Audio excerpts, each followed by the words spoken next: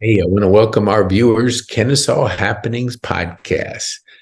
Now from Roswell, we have Tommy Mays in the studio. And then, for those that don't know, this day is a cold day in Kennesaw. So anybody that would come from that part in a cold day, you know he's good. Now, Tommy, tell our viewers who you are, what you do, and who you serve, and then we'll get into the podcast. Well, good morning. Thanks, Pete, for Yes. having me here. It's a pleasure, honor. Actually, my first podcast. I'm kind of excited about it. Yes, I Yes, love it. yes. Well, I live in Roswell, but I'm actually from Jacksonville, Florida. Okay. Born and raised, moved up here in 1978 to take advantage of the music scene, burgeoning music scene at the time, and still is. And it's been a nice ride since I've been here. It's 45 years now, almost 46 years, and I'm still at it. I did take a hiatus many years ago to go back to school and in my degree. So I've been doing two jobs. I've Okay. been a project manager at NCR, and I'm doing music for full time also. So it's been a ride. It's taken me around the world, every continent except Antarctica and Africa. So get to see places that would have been pretty expensive to go on my own. Mhm. It's nice to have a trip, get paid, Oh yeah, that's the way to and do do it. what you love doing too. Yes. So it's been quite a few celebrities I performed with. So it's good. Awesome. The place.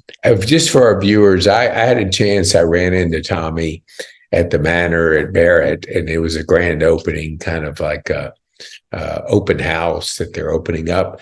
And so I listened to him play the saxophone, and I'm telling you what, you want to follow this gentleman, because if you like that part of music, you want to make sure either you can find out where he is, or just a general idea, because we're in Overture, which is 55 and older, and I think for me, I'm 66, so I'm in that category. Same age. Really? Cool. Yeah. I'll be 67 next month. Dang. Okay. I knew we had some. I knew it. We didn't connect on music because I didn't have a musical bone in my body. So maybe that's why I appreciate it when I hear good music. So tell our viewers, like, how did you get into music? I was 12 years old. I went to a concert at the junior high school where my sister went. And to make a long story short, I heard a guy playing Misty on a tenor sax. Mm-hmm. That did it for me. Because prior to that, when I was 9, I started off on violin. That lasted for a few months, and then went to piano. But violin was at the time not so cool for a 9-year-old kid. When your friends outside playing kickball, football, everything, and you're in there doing this, looking out the window. So I succumbed to peer pressure. It was kind of hokey then, but it definitely is now. It's a beautiful instrument. Then we all took piano lessons, me and my 3 sisters. That lasted for a year or so. So my dad went out and bought a piano. And then what the kids do? We stopped taking lessons. Mm-hmm. He wanted to choke us. He wanted to kill us. He even invested this money into a piano. Right. And within months, we all stopped taking lessons. Anyway, but that was my introduction to music. And like I said, once I heard Misty on that tenor sax, that did it for me. Okay, I want to do that. And of course, I started as a music major, so you had to be familiar with piano, keyboards, and all the woodwind instruments. So I kind of just stayed with it, and here I am now. Yeah, but one of the first concerts that I ever went to in college was Bruce Springsteen and Clemens.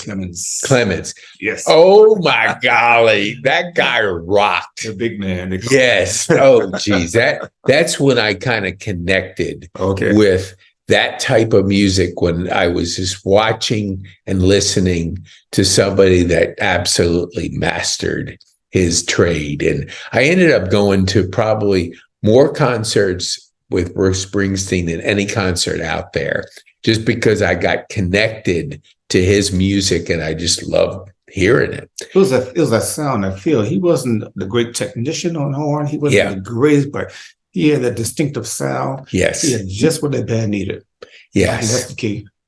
Yeah, when somebody, I haven't, of course, I heard that Bruce Springsteen sold his music to Sony for like 500 million or something. So I see these concerts coming back and they're playing. Is that is that a common thing that, let's say, a Clarence, what was his last name? Clemens, What? Clemens. Clemens. Okay. Yeah. Would he like, is he still playing? Do you know? Well, he actually passed away. Oh, he did? He did. He passed away Oh, 7 years okay. ago. And I Oh, believe, if I'm not mistaken, I think his son took his place. really? Yes. Okay. Yeah. Interesting. So what kind of venues do you like? What is kind of like when somebody calls and you have a preference, what do you like to play in what type of environment?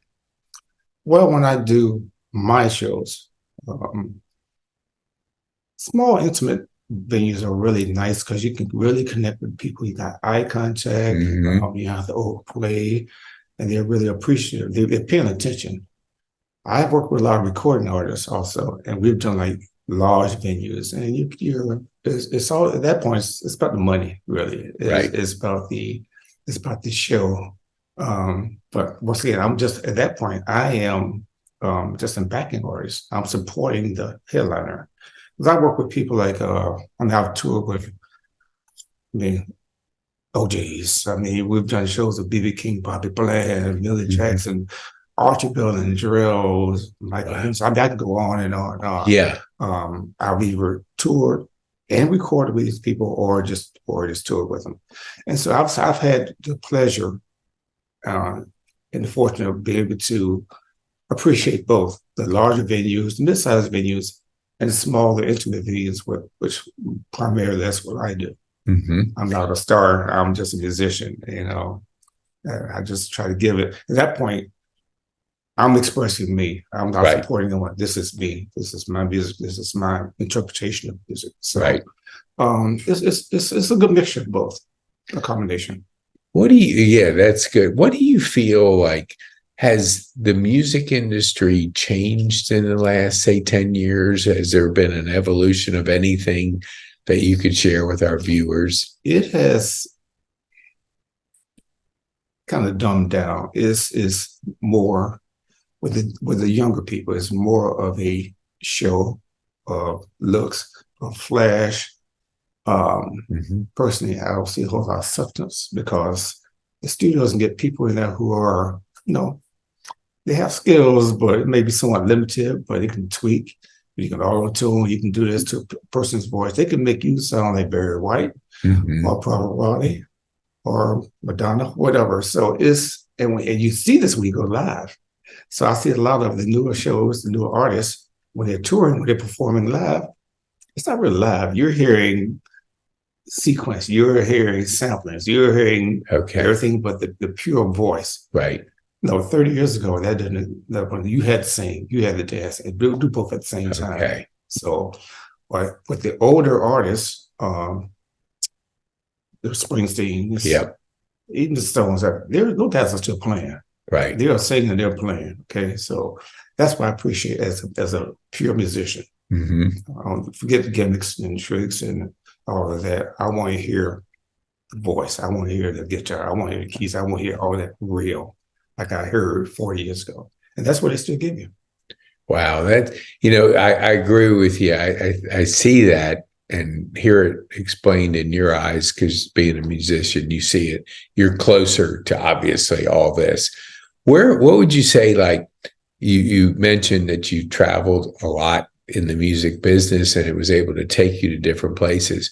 What place that stands out that you can share with our viewers that you really enjoyed visiting? It's been so many. I really enjoyed playing over in San Remo, Italy. Um, I think one of the most unique place though was probably up in Pori, which is up in Finland, Hmm. which is and when know that part of the country, they know that 6 months out of the year is like 18 hours of darkness, then flips over to 18 hours of light. The first time I went there, I remember going in, it got dark. It didn't get dark until like 2 o'clock in the morning. Whoa. 3 hours later, Yeah. was back up again. So it's like it was kind of strange, and it's real close to Russia. If you're familiar with that, the geographical aspect of it. So it was interesting, and people, you walk down the street and people look at you like who is that? He don't live. He's not from around these parts. Yeah. Right. Yeah. Exactly. So that was interesting. But my favorite country, I think, was Italy. The Yeah. food, the Really. beauty, the atmosphere, and the people were just so kind. It's just a warm, beautiful place, and I would Yeah. love to go back there just as a tourist, not a Right. performer, but just Yes. to hang out for about a week. Do you find that when you're visiting countries that are, English may not be their primary language, is music like that universal language that connects with anybody, any place? Is that what Absolutely. really? It's fascinating. Those people out there singing in English. They may not know what they're saying, but Right. they know the words. And this is in relation to they playing with the major recording artists. Okay. So they're saying these people's lyrics verbatim. They even have albums and CDs that weren't released in United States. And they, after the show, everybody on that stage in their eyes is a celebrity. They ask for autographs, they want to take pictures with you. I'm saying, it's like, I'm not anybody. That's the star over there, not me. But no, they still want to embrace you, and they treat you like they'll spoil you. It can give you a false sense of security, but no, I keep things in perspective. When I was young, it was like, oh wow, I've made it. But I know now it's just their love and their affection for the music, and anybody that's close to it, they really idolize. So it's really interesting and fun. Yeah. Yeah. What would you say your favorite artists that you like playing with that our viewers might be familiar with? It was always fun working with the OJs because people around the globe knew their music, and it's like really. Now worked with some other artists who were more R&B, so they may not have been as universally known, like Millie Jackson. She's she's a great singer, but she was known for her comedy, which was kind of it's pretty raunchy actually. But once people came to the show and heard her sing, said, "Wow, this woman can sing." We thought she was just a nasty woman that cussed and all the rest of stuff, but no, she's actually a great singer. So like, and of course, we used to tour a lot with B.B. King and Bobby Bland. That was the lineup for a while. It was like B.B. was headlining, Millie would come on prior to him, and Bobby Bland would come on before Millie. And so I'll just sit back in the wings and just watch and just learn it and look at the audience reaction to their performance and look how they react to the artists, how they respond, how they interact with them. And it was like a master class. Yeah. It really was. Yeah. Yeah. I think when you get down to the fine parts of any craft skill, it really gets detailed to how much a person learns. What would you say in your journey? Like, was there a time when you thought, okay, I have really hit a good level of professionalism in what I'm doing? Was it like in a time of your life, or just always in a learning mode? Oh, always. My first trip out of the country was actually Tokyo. We did like Tokyo, Yokohama, and I think Osaka. And at the time, I probably was in my early 20s, and I thought I had arrived. Right. No, nonstop flight from New York to Tokyo, and I said, "Well, okay, this is big time. I'm here." And it's humbling because you go, you hang out, you go to restaurants or a club and hear other musicians. You say, "Oh, gee, maybe I need to put this thing down or go back to the shed because, I'm not there yet." So no, and from then that was a lesson. I say, this is a lifelong journey. I'm still a work in progress. I'm decent. I'm okay, but I am not where I want to be. And I probably never will be because I'm probably my harshest critic. other people know the accolades, but that's fine, Danny. But at the end of the day, it's growth. Right. It's growth. If you're not growing, you're dying. So I got to continue. I still practice every chance I get. Either I perform or I do sessions, I teach. I still have to squeeze in time for practicing. Mm-hmm. It's just no, and I hope any musician listening to me will heed that advice. You're not what you think you are. Yeah. Yeah. I have a friend of mine. I heard him speak 10 years ago, and then I was listening to a podcast and I got reacquainted with him, and I'd lost track for 10 years. And so I subscribed to his his development, personal development. And he always talks about the desire to continue to get better. And so each day it's like you keep getting better and better. And I think for young people to know that just like you described, you have a mindset of learning, you have getting, and if you can have that mindset, you'll continue to grow in whatever you're doing. Do you remember Doc Severinsen? Yeah. Oh, yeah. Okay. Yeah. I remember hearing a story years ago. Doc is what, early 90s, Uh-huh. still performing. I don't know what he still is now, but he was in his Right. early 90s, still Right. performing. They would get to a town in his ensemble, Mm-hmm. and the guys would go to, he'd check in the hotel, and then he'd go to the venue and practice a few hours before the show even started. Now, this man had been playing Wow. 80 years, whatever, 75 years. He was still finding time to practice. Yep. Now, he has that mentality, that mindset. Yes. Who am I not to? I mean, I was inspired by the project, but that just reinforced what I believe, that you got to keep growing. You got to keep at it. Yeah, that's before you came in the studio. I had a golfer friend of mine that he just graduated, and he came over in a scholarship from Barcelona. And the amount of time it takes to really get to the highest level of his profession is it's crazy when you think of hours and hours and hours. And a lot of people don't think of it that way, that what your journey is a lot of hours. I have my brother-in-law was playing in a golf tournament, and maybe our golf listeners would recognize his name, Bernard Langer. He's 60, same our age, 67, 66. Yeah. He told my brother-in-law he arrives 3.5 hours before every round, and he has a routine of practice. Now, this guy has achieved incredible things in his career, but at 67, he's still putting in 3.5 hours before he performs. So, yeah, just like you say, like, going to a venue and practicing for hours. I don't think some of the people starting out realize the dedication and the time it takes to perfect your trade. They don't. Because, they don't. You think, well, I'll just do a little bit here and there.